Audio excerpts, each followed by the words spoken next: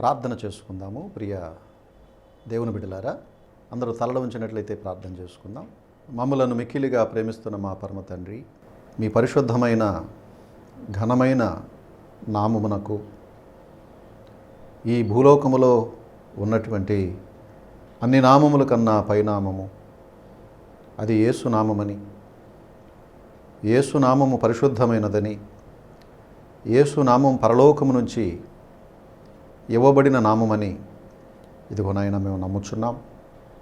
ఇదిగో తండ్రి, మీ యొక్క సందేశమును వినిపించడానికి, కొద్ది నిమిషాలు నీ బిడ్డలతో మాట్లాడటానికి, ఈ యొక్క సందేశాన్ని టీవీ ద్వారా వీక్షిస్తున్నటువంటి నీ బిడ్డలందరినీ కూడా సర్వసత్యములోనికి నడిపించి వారి జీవితాలలో వెలుగును రక్షణను కలిగించి వారి కుటుంబాలను ఆశీర్వదించమని ప్రార్థన చేస్తూ ఉన్నాను. టీవీని వీక్షిస్తున్న ప్రతి ఒక్కరితో మీరు మాట్లాడమని కూడా ప్రార్థన చేస్తూ యేసు క్రీస్తు యొక్క నామములో ఈ ప్రార్థన అడిగి వేడుకొనుచున్నాము తండ్రి, ఆమెన్.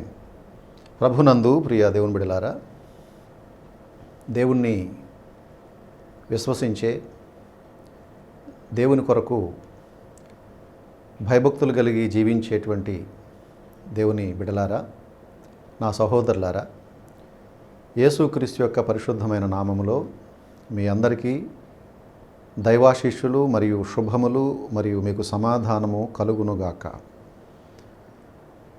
ప్రియ స్నేహితులారా, దేవుని యొక్క వాక్యములో కీర్తనల గ్రంథము 14వ అధ్యాయములో రాయబడిన మాట ఏంటంటే, దేవుడు లేడని బుద్ధిహీనులు తమ ప్రయాస చేత ఆయాసపడుచుందురు, ఆయనను వెతకువారు ఒకడైనను లేడు అనే మాట కీర్తనాకారుడు తన గ్రంథంలో రచిస్తాడు.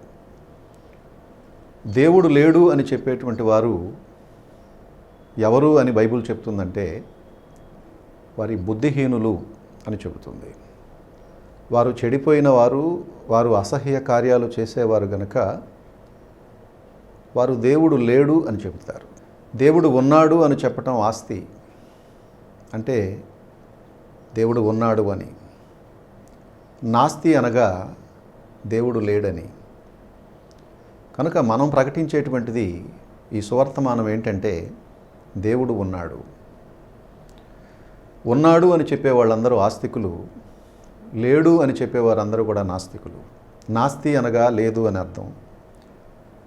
కనుక మనమందరం దేవుడు ఉన్నాడని మనం నమ్ముతున్నాం గనుక మనమందరం కూడా ఆస్తిపరులమే. ఎందుకంటే దేవుడు లేకుండా ఈ సృష్టి లేదు. ఈ సృష్టి యావత్తును ఆయనే కలిగించాడు. ఈ సృష్టి యొక్క క్రమమును ఆయనే నడిపించాడు. ప్రభునందు ప్రియ దేవుని బిడ్డలారా, మరి దేవుడు అనే మాటకు అర్థం ఒక్కడే అని అర్థం వస్తుంది. దేవుళ్ళు అంటే అది బహువచనం, దేవుడు అనే మాటకు అది ఏకవచనం. కనుక దేవుడు ఒక్కడే, దేవుడు ఉన్నాడు అని చెప్పటానికి నేను ఎంతగానో సంతోషిస్తూ ఉన్నాను. ఎందుకంటే దేవుడు లేడు అని చెప్పేవాళ్ళు నేటి దినాల్లో ప్రపంచవ్యాప్తంగా చాలా వాటి కొరకు కూడా కొన్ని సంఘాలు ఉన్నాయి. ఆ సంఘాలలో వాళ్ళు ఏం చెప్తారంటే దేవుడు లేడు అని చెప్తారు. అలాగే దేవుడు ఉన్నాడు, అలాగే దెయ్యం కూడా ఉంది. అలాగే ఈ లోకంలో మంచి ఉంది, చెడు కూడా ఉంది. మేము దేవుడు ఉన్నాడని చెబితే ఇంకొక బోధ ఏంటంటే దేవుడు లేడు అని చెబుతుంది. వెలుగు ఉన్నది, అలాగే చీకటి కూడా ఉంది. ఆ ప్రియమైన దేవుని బిడ్డలారా, గమనించండి, దేవుడు లేకుండా ఈ సృష్టి కలిగిందా? దేవుని యొక్క చిత్తం లేకుండా ఈ సృష్టి జరుగుతుందా? గనుక దేవుడు ఉన్నాడు, ఆయనే ఈ సృష్టిని నడిపిస్తున్నాడు అనేటువంటిది చాలా ప్రామాణికమైనది. బైబిల్ గ్రంథం అదే చెబుతుంది. దేవుడు లేడు అని చెప్పేవాళ్ళు ఎందుకు అంటారు అంటే, వాళ్ళు అసహ్య కార్యాలు చేయటానికి, పాపము చేయటానికి దేవుడు అడ్డొస్తాడు. అందుచేత దైవ భయం వాళ్ళకు అక్కర్లేదు. దేవుని యొక్క గ్రంథములో ఉన్న ధర్మశాస్త్రపు ఆ నీతి వాక్యాలు వారికి అక్కర్లేదు. కనుక వారి గురించి బైబిల్ చెప్పేది ఏంటంటే, వారు చెడిపోయిన వారు, అసహ్య కార్యాలు చేస్తారు కనుక దేవుడు అనేది ఉన్నాడు అని చెబితే వాళ్ళు ఈ కార్యాలు చేయకుండా ఉండటం కోసం వాళ్ళకి ఇవన్నీ ఆటంకాలుగా ఉంటాయి కనుక, అందుకనే కీర్తనల గ్రంథం 14వ అధ్యాయంలో అదే దేవుడు తన కీర్తనలో మాట్లాడిస్తాడు. కీర్తనాకారుడు దావీదు ద్వారా ఈ కీర్తనను దేవుడే రచింపచేస్తాడు. ఆయనను వెతుకువారు ఎవరైనా ఉన్నారో లేదో అని వారి కొరకు ఆయన కనుగొంటున్నాడు. ఆయన వారి కొరకు వెతుకుతూ ఉన్నాడు. అందుకనే దేవుడు తన వాక్యంలో చెప్పేది ఏంటంటే, బూదిగంతములో నివాసులారా నా వైపు చూచి రక్షణ పొందండి.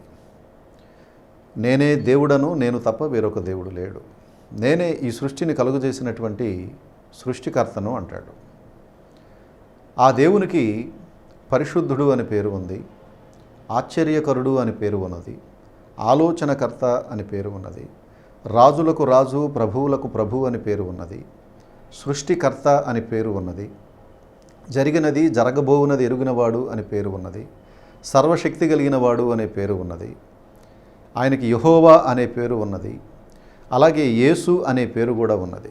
యేసుక్రీస్తు నిజమైన దేవుడు, నిత్య జీవమునై ఉన్నాడు అనేటువంటిది పరిశుద్ధ గ్రంథం సార్వత్రికమైనటువంటి ప్రపంచానికి తెలియచేస్తూ ఉంది.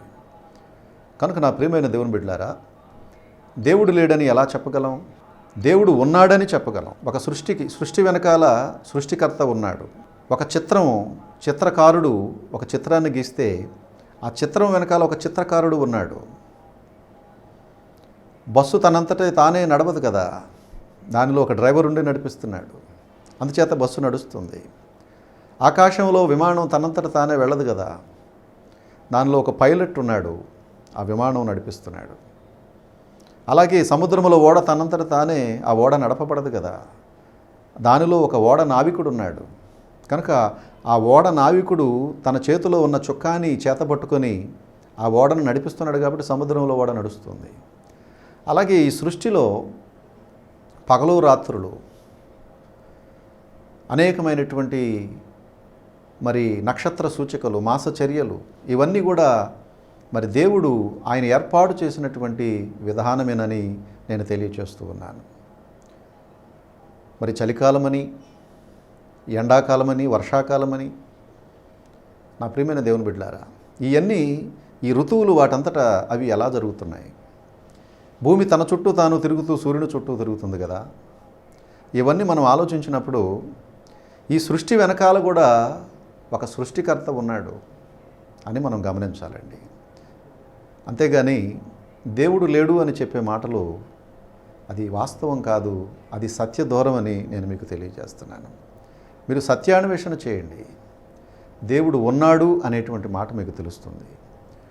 నేటి దినాలలో శాస్త్రవేత్తలు ఎంతోమంది మరి మానవాళికి అందరికీ దగ్గరగా అత్యంత సులభంగా అర్థమయ్యే రీతిలో క్రైస్తవులు ఆరాధించేటువంటి పరిశుద్ధ గ్రంథంలో ఈ పరిశుద్ధ గ్రంథంలో మానవుని యొక్క సృష్టి గురించి రాయబడి ఉంది. ఈ లోకాన్ని దేవుడు ఎలా కలిగించాడో ఈ బైబిల్లో రాయబడి ఉంది. ఈ సృష్టి ప్రారంభాన్ని రాశాడు. అలాగే ఈ సృష్టి ఏ విధంగా అంతమైపోబోతుందో కూడా బైబిల్ గ్రంథంలో దేవుడు రాశాడు.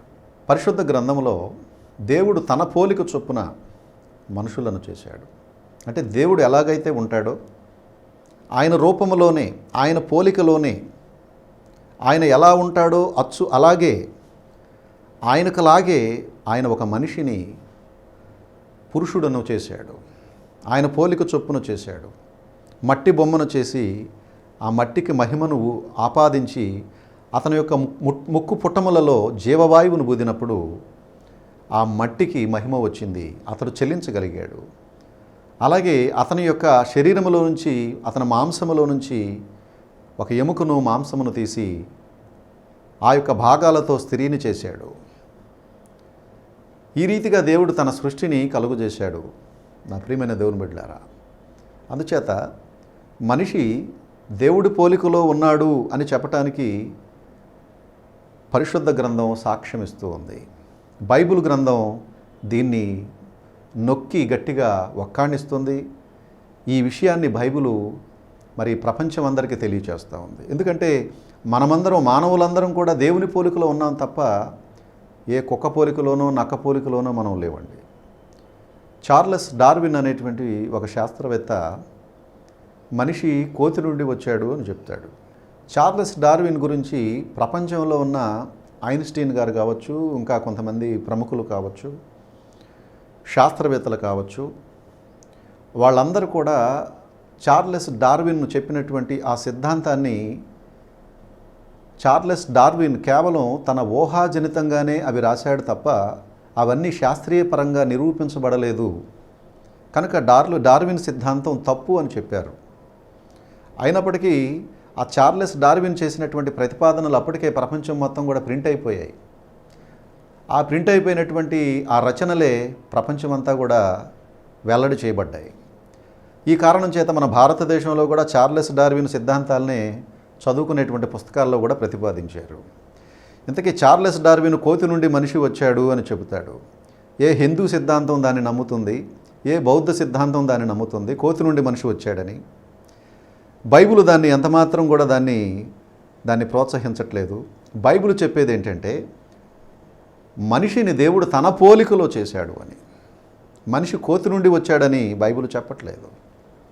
నేటి దినాల్లో మనం పెద్ద పెద్ద ఛానల్స్లో, జియోగ్రాఫిక్, డిస్కవరీ ఛానల్స్లో కొన్ని ఛానల్స్ను మనం గమనించినప్పుడు శాస్త్రవేత్తలు కొన్ని పరిశోధించినటువంటి విషయాలను ఆ ఛానల్స్లోకి తీసుకొస్తూ ఉంటారు. దానిలో ఏప్స్ అనేటువంటి కొంతమంది మనుషులు ఉన్నారు. అంటే ఏప్స్ అంటే వారు మనిషిలాగే ఉంటారు కానీ వాళ్ళు మనుషులు కాదు. వాళ్ళకి యొక్క వెనకటి భాగంలో ఒక చిన్న తోకలాగా ఉంటుంది. వారిని ఏప్స్ అంటారు. అలాగే చింపాంజీలు ఉన్నాయి, అలాగే కొండముచ్చులు ఉన్నాయి, అలాగే గెరిల్లాలు ఉన్నాయి. అవన్నీ కోతికి సంబంధించినటువంటి జాతిలో ఉన్నటువంటివే. వీటన్నిటిని మనం నేటి దినాల్లో కూడా చూస్తున్నాం. అంటే చార్లెస్ డార్విన్ సిద్ధాంత చర్య కోతి నుండి మనిషి వచ్చాడు అంటే కోతి జాతి అంతరించిపోయి మనిషి వచ్చాడు అంటే ఒక జాతి అంతరించుకుంటూ వచ్చినప్పుడు కొన్ని యుగాలు, కొన్ని లక్షల కోట్ల సంవత్సరాలు పట్టింది ఈ మానవుని యొక్క ఈ రూపం ఏర్పడటానికి అని తన సిద్ధాంతంలో అతను తెలియచేస్తాడు. అయితే చార్లెస్ డార్విన్ చెప్పినట్లు కోతి జాతి అంతరించలేదు కదా. ఆనాడు కోతి ఉన్నది, ఈనాడు కోతి ఉన్నది. ఆనాడు గెరిల్లాలు ఉన్నాయి, ఈనాడు గెరిల్లాలు ఉన్నాయి. ఆనాడు సింహాలు ఉన్నాయి, ఈనాడు సింహాలు ఉన్నాయి. మరి కోతి నుండి మనిషి ఎలా వచ్చాడు? ఆనాడు ఉన్న కోతి నేడు కూడా ఉంది కదా. మరి కోతి నుండి ఎలా మనిషి వచ్చాడు అని ఈ విషయాన్ని శాస్త్రవేత్తలే దీన్ని ఖండించారు. దేవుని బిడ్డలారా, కనుక కోతి నుండి మనిషి రాలేదు. ఎంతోమంది పిహెచ్డీలు చేసిన మరి ఈ శాస్త్రాన్ని దేవుడు ఉన్నాడు అని నమ్ముతూ కూడా దేవుడు తన పోలికలో మనల్ని చేశాడు, ఆయన రూపంలో మనల్ని చేశాడు అనేటువంటి విషయం సత్యం తెలిసి కూడా ఏం చేస్తున్నారంటే మరలా దేవుడు లేడు, కోతి నుండే మనిషి వచ్చాడు అనేటువంటి నాస్తిక సిద్ధాంతంలోకి వెళుతున్నారు. అంటే దేవుడు లేడు అనేటువంటి సిద్ధాంతంలోకి వెళుతున్నారు. మనం ఎక్కడికి వెళుతున్నాం? మనం ఏం ఆలోచిస్తున్నాం? మన చదువు మనకి జ్ఞానమును విజ్ఞానమును నేర్పలేదా? నా ప్రియమైన దేవుని బిడ్డలారా, దేవుడు తన పోలికలో మనల్ని చేశాడు. అందుచేతనే దేవుని యొక్క ఆలోచన, దేవుని యొక్క మనస్సు, దేవుని యొక్క జ్ఞానం మానవుడికి ఒక్కడికే ఉంది ఈ భూలోకంలో. అలాగని జంతువులకి జ్ఞానం లేదు, మంచి చెడుల యొక్క వివేచన జంతువులకు లేదు కదా. అందుచేత దేవుడు ఉన్నాడు, ఆ దేవుడే ఈ మానవుని చేశాడు. మనిషి కోతి నుండి రాలేదు, మనిషి దేవుని యొక్క పోలికలో నుండి మనిషి సృష్టించబడ్డాడు. గనుక కొద్ది కాలం తర్వాత ఈ యొక్క చార్లెస్ డార్విన్ ఈ యొక్క శాస్త్రవేత్త ఎవరైతే ఉన్నారో అతనికి కొద్ది కాలం తర్వాత జబ్బున పడి మంచాన పడ్డాడు, హాస్పిటల్లో ఉంటూ ఉన్నాడు. ఆ సమయంలో ఒక సహోదరి అతనికి ఒక బైబిల్ ఇచ్చింది. ఆ బైబిల్ అతను పూర్తిగా చదివాడు. పూర్తిగా చదివి ఆ బైబిల్ గ్రంథాన్ని, పరిశుద్ధ గ్రంథాన్ని చదివిన తర్వాత ఆ చార్లెస్ డార్విన్ సత్యాన్ని తెలుసుకున్నాడు. అప్పుడు అతను ప్రపంచానికి ఒక సందేశాన్ని, ఒక ఉత్తరాన్ని రాశాడు. ఉత్తరాన్ని రాసి ఆ ఉత్తరంలో ఏం రాశాడంటే, నేను రాసినటువంటి రచనలన్నీ కూడా అవి ఊహాజనితమే. నా యొక్క ఒపీనియన్ రాశాను. దాన్ని నేను సిద్ధాంత చర్య చేయలేదు. నా అభిప్రాయాన్ని తెలియజేశాను. అంతేగాని దాన్ని సిద్ధాంతంగా శాస్త్రీయపరంగా దానిని పరీక్షించు నిరూపించబడలేదు. కనుక నేను చెప్పిన సిద్ధాంతం తప్పే అని చార్లెస్ డార్విన్ ఒప్పుకున్నాడు. దాంట్లో కన్నీళ్లు కార్చి అతను ఇచ్చినటువంటి సాక్ష్యము, స్టేట్మెంట్స్ ఈ రోజున నా దగ్గర ఉన్నాయి ప్రియ దేవుని బిడ్డలారా. కనుక చార్లెస్ డార్విన్ ఆఖరికి యేసుక్రీస్తును నమ్ముకున్నాడు, దేవుణ్ణి నమ్ముకున్నాడు. దేవుడు ఉన్నాడు అని చెప్పి చార్లెస్ డార్విన్ తన సత్యాన్ని ఇతరులకు తెలియచేశాడు. తన యావదాస్తిని లేడీ హోప్ అనేటువంటి ఒక ఉమెన్కి ఆయన దానం చేశాడు. తన యావదాస్తిని లేడీ హోప్ అని ఆమెకు రాశాడు. ఆమె ఎవరంటే సర్ ఆర్థర్ కాటన్ గారికి సంబంధించినటువంటి దగ్గర మనిషి. కనుక నా ప్రియమైన దేవుని బిడ్డలారా, చార్లెస్ డార్విన్ కూడా దేవుడు ఉన్నాడు అని నమ్మాడు. మరి నీవు నేను చార్లెస్ డార్విన్ కంటే గొప్పవాళ్ళమా? చార్లెస్ డార్విన్ ఒక గొప్ప శాస్త్రవేత్త. ఆ శాస్త్రవేత్తే ఆఖరికి బైబిల్ చదివాడు. బైబిల్ చదివి ఈ బైబిల్లో దేవుడు తన పోలిక చొప్పున మనుషులను చేశాడు అనేటువంటి విషయాన్ని అతడు తెలుసుకోగలిగాడు. దేవుని నామానికి స్తోత్రం కలుగునుగాక. నా ప్రియమైన దేవుని బిడ్డలారా, మనిషి కోతి నుండి రాలేదండి. జనగాము, తెలంగాణలో జనగాం అనేటువంటి ఒక ప్రాంతంలో కొన్ని సంవత్సరాల క్రితం ఒక కోతిని ఊరేగించుకుంటూ వస్తున్నారు. కోతిని ఊరేగించుకుంటూ వస్తుంటే ఎవరు చనిపోయారని చెప్పి జనాలందరూ ఎగబడ్డారు. ఈలోపు మరి TV9, ఈటీవీ ఇట్లా మీడియా వాళ్ళందరూ అక్కడికి వెళ్ళిపోయారు. అక్కడికి వెళ్ళిపోయి ఏంటి అంటే కోతిని ఊరేగిస్తున్నామండి అంటే, కోతిని ఊరేగించడం ఏంటంటే అదేంటండి కోతి నుండే కదండి మనిషి వచ్చింది అంటున్నారట. అలాగే ఆ కోతికి మనిషికి చేసినట్లుగానే దహన సంస్కారాలు చేశారట. నా ప్రియమైన దేవుని బిడ్డలారా, కోతి నుండి మనిషి రాలేదు, కోతి నుండి మనిషి వచ్చాడు అని చెప్పటం అబద్ధం. బైబిల్ చెప్పేదే నిజం, సత్యం అని ఈ సందర్భంగా నేను మీకు తెలియజేస్తున్నాను. దేవుడు పోలికలో మనం ఉన్నాం కనుక దేవుణ్ణి మనం తెలుసుకోవాలి, సత్యాన్ని మనం తెలుసుకోవాలి, సత్యాన్వేషణ చేయాలి. ఏది సత్యమో ఏది సత్యం కాదో మనం పరీక్షించాలి. పరీక్షించి దేవుడెవరో మనం తెలుసుకోవాలి. ఆ దేవుడు ప్రపంచానికి ఒక దేవుడే. అమెరికాకు ఒక దేవుడు, భారతదేశానికి ఒక దేవుడు, లండన్కు ఒక దేవుడు, ప్యారిస్కు ఒక దేవుడు ఉండడండి. ప్రపంచానికి, సృష్టికి ఒకడే దేవుడు ఉంటాడు. అలాగే సూర్యుడు ఒక్కడే, చంద్రుడు ఒక్కడే, నీవు నేను పీల్చుకునే గాలి ఒక్కటే. అలాగే దేవుడు కూడా ఒక్కటే. ప్రపంచంలో ఉండేటువంటి ప్రతి స్త్రీకి పురిటి నొప్పులు ఒక విధంగానే ఉంటాయి. ఆమె గర్భం ధరించడం ఒక రీతిగానే ఉంటుంది. అలాగే ప్రతి మానవ మరి సమాజానికి దేవుడు ఒకే రీతిగా ఆయన ప్రేమిస్తున్నాడు. ఒకే రీతిగా ఈ ప్రకృతిని వారికి దేవుడు ఇచ్చాడు. అందుచేత నా ప్రియమైన దేవుని బిడ్డలారా, దేవుడు ఉన్నాడు. ఆ ఉన్న దేవుడు ఎవరు అంటే ఆయన ఒకే ఒక్క దేవుడు. ఆ ఒకే ఒక్క దేవుడు ఎవరంటే పాపము లేనివాడు. అంటే పాపం ఉన్నవాడు దేవుడు కాదు. నేను పాపం చేశాను, దేవుడు పాపం చేశాడంటే ఎలా సరిపోతుంది? నేను మనిషిని కాబట్టి పాపం చేశాను. మరి దేవుడు ఆ పాపాన్ని జయించాలి. పాపానికి దేవుడు అతీతుడుగా ఉండాలి. బైబిల్లో ఉన్న దేవుడు చెప్తున్న మాట ఏంటంటే, నేను పరిశుద్ధుడను గనుక మీరును పరిశుద్ధులై ఉండండి అంటాడు. నేను పాపిని గనుక మీరు కూడా పాపులుగా ఉండండి అని చెప్పట్లేదు ఆయన. నేను పరిశుద్ధుడను, ఐ ఆమ్ ద హోలీ, నేను పరిశుద్ధుడను కనుక మీరు కూడా పరిశుద్ధులుగా ఉండండి. పరిశుద్ధులుగా ఉండటమే ఆయనకిష్టం. పాపాన్ని విడిచి పరిశుద్ధులుగా మారటమే ఆయనకిష్టం. కనుక ఈ లోకమునకు ఆయన ఇచ్చిన సందేశం ఏంటంటే, నేనే మార్గమును, నేనే సత్యమును, నేనే జీవమును అంటాడు.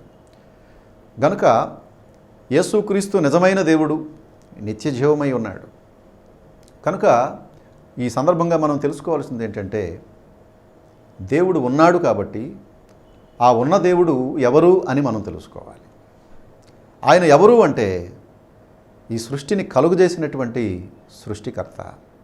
ఆ సృష్టికర్త భారతదేశంలోనూ ఉంటాడు, అమెరికాలోనూ ఉంటాడు, అన్ని రకాల భాషలు మాట్లాడేవారితోనూ ఉంటాడు. 3600 భాషలలో ఇప్పటికి బైబిల్ తర్జుమా చేయబడింది. 700 మంది కోట్ల మంది ప్రజలలో ఇప్పటికీ 300 కోట్ల మందికి ప్రజలకి ఈ సువార్త అందబడింది. ఇప్పటికే 700 కోట్ల మందిలో 300 కోట్ల మంది యేసును విశ్వసించారు. ప్రపంచంలో అత్యంత పాపులారిటీ కలిగినటువంటి దైవం యేసుక్రీస్తు. అత్యంత కుబేరులు, కోటీశ్వరులు పూజించే దేవుడు ఎవరంటే యేసుక్రీస్తు.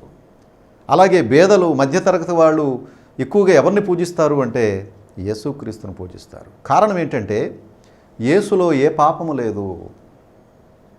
యేసు బోధలు అజరామరంగా ఉంటాయి. ఆయన బోధలు నీతివంతమైన బోధలు. హృదయ శుద్ధి గలవారు ధన్యులు, వారు దేవుని చూచెదరు అంటాడు. శాస్త్రులను, పరిసయ్యులను, ఈ లోకములో ఉన్నటువంటి వారందరినీ కూడా ఆయన చీల్చి చెండాడాడు. వారు చేస్తున్న అన్యాయాలని దుయ్యబట్టాడు, ఎండగట్టాడు, కొరడాలు చేశాడు. వారందరినీ మందిరంలో నుంచి వెళ్ళగొట్టాడు. నా మందిరము సమస్త జనులకు ప్రార్థనా మందిరం అనబడుతుంది, కానీ మీరు దానిని దొంగల గుహగా చేశారని వారి మీద కొరడాలు తీసుకున్నాడు ఆయన. నా తండ్రి ఇల్లును మీరు వ్యాపారపుటిల్లుగా చేస్తున్నారా అని వారిని ఆయన అక్కడ నుంచి తరిమివేశాడు. కనుక యేసుక్రీస్తు ఈ లోకానికి వచ్చి ఆయన సుబోధలను చేశాడు. ఆయన నీతి మార్గాన్ని బోధించాడు. 33.5 సంవత్సరాలు జీవించాడు. ఇదిగో మరణించాడు, తిరిగి 3వ రోజున లేచాడు. మరణాన్ని గెలిచినటువంటి దేవుడు, మృత్యుంజయుడుగా తిరిగి లేచినటువంటి దేవుడు. గనుక ఆయన నేను దేవుడను అని చెప్పాడు. నేనే మార్గమును అని చెప్పాడు. ఆయన యందు ఎవరైతే విశ్వాసం ఉంచుతారో వారందరూ కూడా రక్షణ పొందుతారు అని చెప్పాడు. దేవుని నామానికి స్తోత్రం. హల్లెలూయా. కనుక ఈ లోకంలో మనం దేన్ని నమ్ముతున్నాం? అబద్ధాన్ని నమ్ముతున్నామా? సత్యాన్ని నమ్ముతున్నామా? చెడును నమ్ముతున్నామా? మంచిని నమ్ముతున్నామా? దేవుణ్ణి నమ్ముతున్నామా? దయ్యాన్ని నమ్ముతున్నామా? నా ప్రియమైన దేవుని బిడలారా, మన బట్టలు మురికిపోవాలంటే ఆర్డినరీ సబ్బులతో ఉతికితే పోదు కదా. ఒక మంచి సబ్బుతో ఉతికితే మురికంతా పోతుంది. అలాగే మనకి ఏదైనా బలహీనత ఉన్నప్పుడు, జ్వరం ఉన్నప్పుడు ఒక మంచి జ్వరం తగ్గే ట్యాబ్లెట్ వేసుకోవాలండి. ఏ ట్యాబ్లెట్ పెడితే ఆ ట్యాబ్లెట్ వేసుకుంటే జ్వరం తగ్గదు. నీ బట్టల యొక్క మురికి పోవాలంటే మంచి మురికిని పోగొట్టే సబ్బునే వాడాలి. కనుక యేసుక్రీస్తు ఈ లోకంలో ఏ మత గ్రంథము చేయలేనంత గొప్పగా ఆయన తన బోధలు చేశాడు. పాపిని పరిశుద్ధుడుగా మార్చాడు. నువ్వు పాపం చేసావు కనుక నువ్వు చచ్చిపోవాలి, నువ్వు నరకానికి వెళ్ళిపోవాలని ఆయన కోరుకోలేదు. పాపి పశ్చాత్తాపడాలి, తిరిగి అతను మళ్ళీ మంచివాడుగా మార్చబడాలి అనేది యేసుక్రీస్తు యొక్క బోధలు. గనుక యేసుక్రీస్తు వారు ఇచ్చే ఈ రక్షణను నీవు పొందుకోవాలి. యేసుక్రీస్తు వారు తెలియజేసే ఈ సందేశాన్ని నీవు నమ్మాలి. యేసుక్రీస్తు వారు చెప్పినట్లుగా పరలోకం ఉన్నది. యేసుక్రీస్తు వారు చెప్పినట్లుగా పాతాళం అనబడిన నరకము ఉన్నది. కనుక ఆయన ఈ లోకానికి ఎందుకు వచ్చాడు అంటే పరలోకం ఉన్నది అని చెప్పడానికి వచ్చాడు, అలాగే నరకము ఉన్నది అని చెప్పడానికి వచ్చాడు. కనుక ఆయన వచ్చిన బోధ, ఆయన చేసినటువంటి బోధ, దేవుని రాజ్యం సమీపించింది, మీరు మారు మనసు పొందండి, రక్షణ పొందండి అంటాడు. గనుక ఇంత గొప్ప రక్షణ నీవు పొందుకోవాలని ప్రభువు కోరుకుంటున్నాడు. ఎందుకు అంటే దేవుడు ఈ భూలోకానికి కొన్ని వేల సంవత్సరాల క్రితం తీర్పు తీర్చాడు. పాపం విస్తరించినందున, అతిక్రమాలు విస్తరించినందున, చెడు విస్తరించినందున మానవాళి అత్యంత దుర్మార్గంగా మరి కొన్ని వేల సంవత్సరాల క్రితం నడుచుకున్న కారణాన్ని బట్టి ఆ కాలంలో దేవుడు ఈ ప్రపంచాన్ని జలమయం చేసి ఈ భూలోకాన్ని ఆయన ఒక కుటుంబం ద్వారా, ఒక కుటుంబాన్నే రక్షించడం కోసం నోవాహు కుటుంబాన్ని ఎన్నుకొని మిగతా వారందరికీ కూడా సువార్తను అందించాడు. జలప్రళయం ద్వారా నాశనం కాబోతున్నారు కనుక మీరందరూ కూడా ఓడలోకి రండని వారికి సువార్తను ప్రకటింపజేశాడు 120 సంవత్సరాలు. కనుక వారెవరు కూడా సువార్తను వినలేదు. అందుచేత వారు ఆనాటి కాలంలో దేవుడు చెప్పిన మాట వినన కారణం చేత వాళ్ళందరూ జలప్రళయంలో పడి నశించిపోయారు. వారికి సువార్త ప్రకటించబడింది.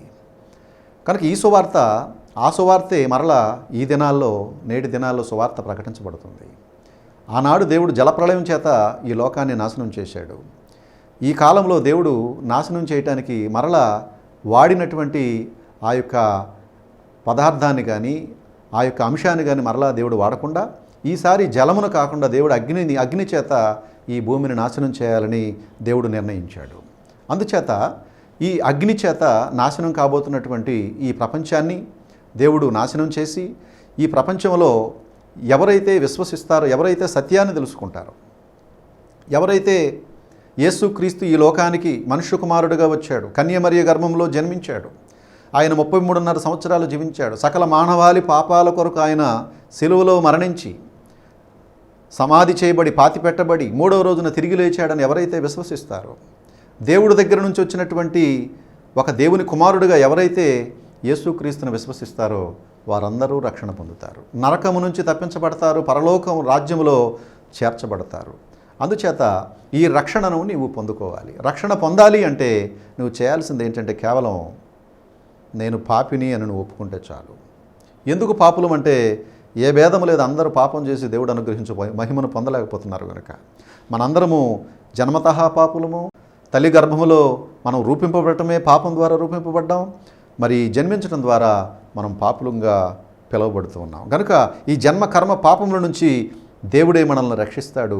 ఆ రక్షణ మనకి ఇవ్వటానికి యేసుక్రీస్తు ఈ లోకానికి వచ్చి నీ పాపాలను కడిగివేయటానికి యేసుక్రీస్తు వారు సిలువలో తన రక్తాన్ని కార్చాడు. ఆ రక్తములో నీ పాపాలను యేసు కడుగుతాడు, నిన్ను పరిశుద్ధుడిగా చేస్తాడు. యేసు రక్తము ప్రతి పాపముల నుండి మనల్ని పవిత్రులుగా చేస్తుంది కనుక ఆయన నామములో నీవు రక్షణ పొందాలి. యేసుక్రీస్తు నీ కొరకు, నా పాపముల కొరకు వచ్చాడు అని నువ్వు కనుక నమ్మితే నువ్వు రక్షణ పొందుతావు. ఈ రక్షణ నువ్వు పొందుకోవాలని దేవుడు కోరుకుంటున్నాడు. రక్షణ లక్షల కంటే విలువైనది కనుక ఈ రక్షణను నీవు పొందుకోవాలి. ఇంత గొప్ప రక్షణ నీవు నిర్లక్ష్యం చేస్తే నీవు తప్పించుకోలేవని ఈ సందర్భంగా నీకు తెలియచేస్తూ, మరి నా ప్రియమైన దేవుని బిడ్డలారా, దేవుడు ఉన్నాడు కనుక దేవుడిని విశ్వసించండి. ఆ దేవుడు ఎవరు అంటే పరిశుద్ధుడు. ఆ పరిశుద్ధుడు ప్రపంచంలో ఎక్కడ వెతికినా మనకు కనపడడు, కానీ బైబిల్ గ్రంథంలో ఆ పరిశుద్ధుడైన దేవుడు కనపడతాడు. దేవుడు ఈ కొద్ది మాటలను దీవించునుగాక. దేవుడు మిమ్మల్ని ఆశీర్వదించునుగాక. అందరికీ వందనాలు.